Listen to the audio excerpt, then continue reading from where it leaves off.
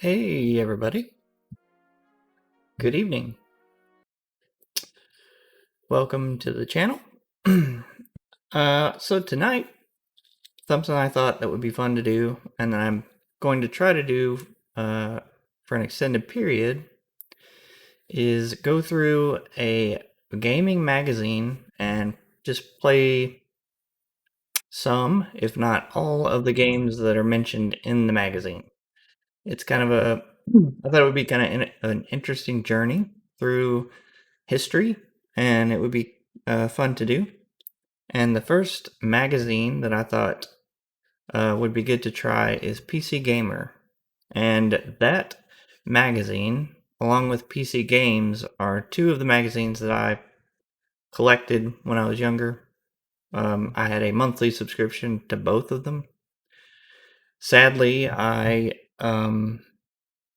gave away or threw away most of those magazines that I had. So I've been trying to find them, either in digital form or in physical form for a while. And I did not know that PC Gamer started off as a UK magazine. So the very first issue of PC Gamer was a UK magazine. It was made in the UK in 1993. And this is it right here. So you can see the front page from the makers of PC Format. I don't know anything about that magazine. The 100% PC Games magazine you've been waiting for. And it retailed for £3.95. This is the future of PC games. If you don't love this magazine, I'll give you your money back, says Matt Belby, the editor.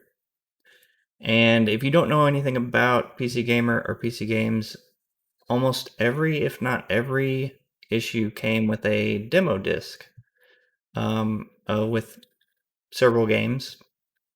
And this particular issue came with Beneath a Steel Sky, which is the game we're going to play tonight, Micro Machines, Sub War 2050, which I've never heard of, Krusty's Super Fun House, and Graham Gooch World Class Cricket. I do want to play that. I think that would be fun to play. Here's the cover. We got Beneath the Steel Sky. Dave Gibbons did the art for this, and so I don't have a lot of familiarity with Beneath the Steel Sky. I know of it, and I know it's an adventure game. I did not know that Dave Gibbons had a hand in this. You'll know Dave Gibbons from the Watchmen comics and other superhero comics. He's a very good artist. But this is a little comic strip from Beneath the Steel Sky. Star Trek Judgment Rights, which is another adventure game. And here they say, and best PC games of 1993, we name them. So they have the skinny on the best 1993 PC games. And then we got some ads here. Here's Sub War 2050, an ad for that. It's a 2-pager, so it's cut off here, but that one I do want to play as well. So we'll kind of skip through this. Microprose was the publisher or developer. They were pretty well known back then. Here's a awesome 1-page ad for Judgment Rights. I like this art. I think that's supposed to be Chekhov, but I'm not sure. It doesn't really look like him. That looks like Uhura. That looks like James T. Kirk. That does not look like Chekhov. So the contents looks like they got a bit of a section on Terry Pratchett and the Discworld novels, and presumably the Discworld video game. Ultima 8, Sam & Max, Theme Park, SimCity 2000. There's Subwar. Here's Beneath the Steel Sky, a massive playable section from Virgin's stunning new graphic adventure with characters and location designs by Watchmen co-creator Dave Gibbons. Rebel Assault in here. Micro Machines. IndyCar Racing. They've got a section on Judgment Rights. Frontier Elite 2. They got a quiz section. A what the hell section.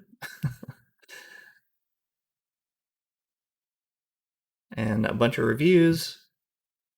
And CD reviews. I don't know what that is. But Return to Zork is down there. Lord of the Rings. So let's, before we get too far in depth, let's skip to Beneath the Steel Sky, which is on page 78. So I'll skip on down to page 78. And I will have a link where I post. I have shared this digital copy. And so every so often there should be a link in the chat. If you don't see it, you can do the command magazine, I think. Let me try that. Magazine. Yep, there we go. That is the actual digital copy that I'm looking at right now. So here we go. The world's first computer-based animated comic book adventure is how this long-awaited revolution epic proudly describes itself. But why is it being touted as the best thing ever? So it's here at last, after 2 years in development and more column inches of enthusiastic preview copy than is healthy. Revolution Software and Dave Gibbons' Beneath the Steel Sky finally arrives, and it couldn't be further removed from the Hull-based company's 1992 debut. After the magic and mythology of Lure of the Temptress comes an oppressive, futuristic techno-thriller that borrows heavily from the pioneering sci-fi works of Philip K. Dick and William Gibson. Take one part of Blade Runner, add a generous helping of Gibbons' own Give Me Liberty graphic novel, seasoned to taste with a little Total Recall, and you've got Beneath the Steel Sky in a nutshell. Well, that sounds amazing. Depending on how cynical you are, Beneath the Steel Sky's concept is either a brilliantly conceived piece of science fiction. Let me zoom in a little so you can read it. Or just a plagiarized compilation of existing sci-fi ideas. Well, that's harsh. Set in the near future, the world government has collapsed, and corrupt corporations are now free to take control of the planet. As the global ecology is ravaged by pollution, the upper-class nouveau riche retreat underground, while the less well-off are forced to live and work in claustrophobic towers high above the surface.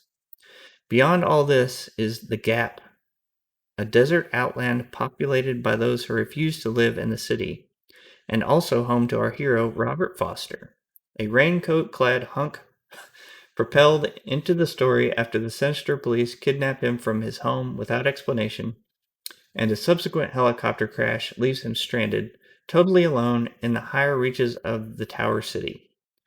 But to give away any more of the story here would be to spoil one of the game's strongest aspects. Apart from a few clues delivered during the intro, Beneath the Steel Sky deliberately gives you hardly any information about why you've been kidnapped, what you have to do, or even where you are at the outset. Okay? Half the fun is to be had unraveling the mystery and watching the plot slowly unfold as you go. To be honest, Beneath the Steel Sky is pretty conventional in its approach, despite what you may have heard.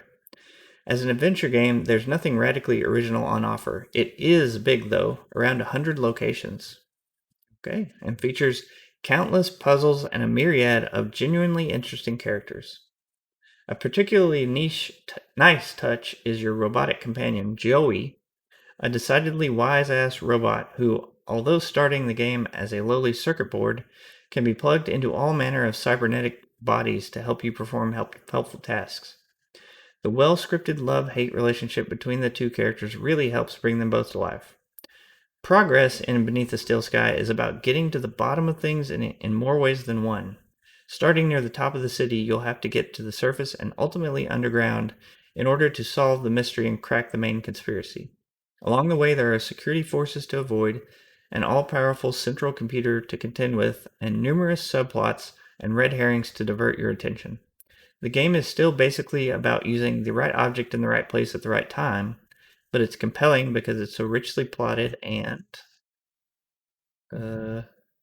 well thought out from beginning to end.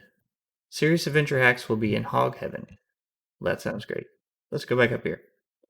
So Virgin is the publisher, Revolution Software is the developer. It retailed for £39.99. It required a honking 386 VGA computer. Recommends a 386X SX or higher. It supported AdLib, Gold, and Sound Blaster, and it released in January of 1994. We got some stills here. I love a good graphical adventure. Graphics look awesome. That guy is ripping that person's guts out, it looks like.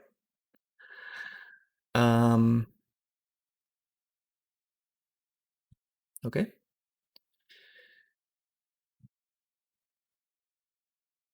But the game's not without its faults. The main problem I have is that it doesn't seem to know quite what tone it should set.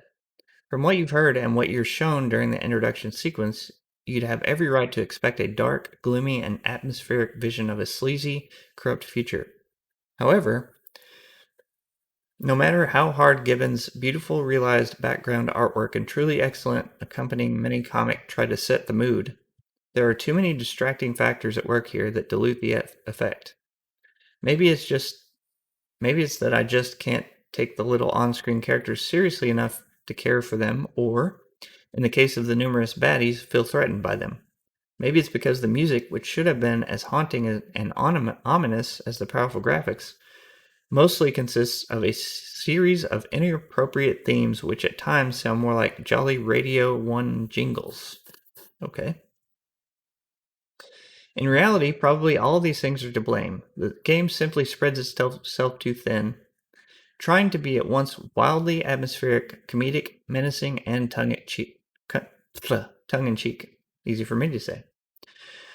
No matter how close it may come at times, Beneath the Steel Sky never quite manages to immerse you in a brooding, sinister world the way the designers obviously intended. But then again, I'm probably just being a jaded bastard.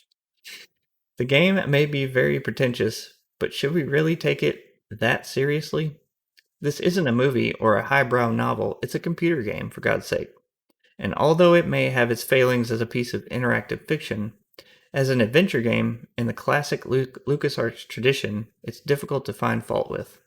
In fact, it's at least as good, although not as funny, as anything that LucasArts has come up with in the last year. But as for the hyped claim that it's the world's first computer-based animated comic book adventure, well, I'm still far from convinced. Just take Beneath the Steel Sky for what it is and not for what it may otherwise pretend to be, and you'll have a whale of a time. That's by Gary Whitta, who was involved in PC Gamer for quite some time. I remember seeing his name in the United States versions of PC Gamer. I think he eventually became the editor-in-chief, maybe? Anyway, he gave this game a 91%. The highs, beautiful visuals, an enthralling plot, and plenty of brilliant puzzles. Lows, nowhere near as groundbreaking as it would have you believe. A must-buy for all serious adventure fans is the verdict. Well, I love me some adventure games, so we shall see. Let's get into it.